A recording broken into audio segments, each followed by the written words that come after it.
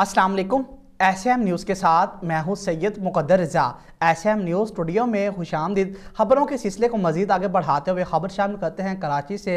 Hub में नज़र चुरंगी के करीब फैक्ट्री में काम के दौरान गैस पाइप लाइन में लीकेज से धमाका हो गया। हादसे में 11 मजदूर जख्मी हो गए। इसी हवाले से मज़ीद रिपोर्ट कर रहे हैं कराची से हमारे नुमाइंदे जुल्फ़कार अली। जी जुल्फ़कार, बताइएगा क्या तफसीलात हैं आपके पास?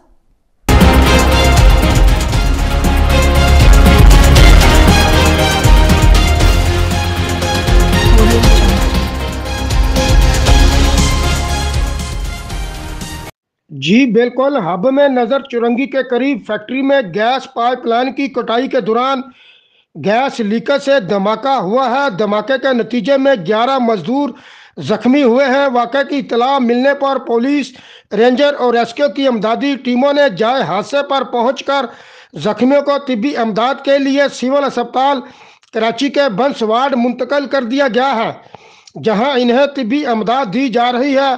पुलिस के मुताबिक जख्मी मजदूरों में 4 की हालत तशवीशनाक है, जिन्हें इलाज के लिए फौरी तौर पर कराची मुंतकिल कर दिया गया है।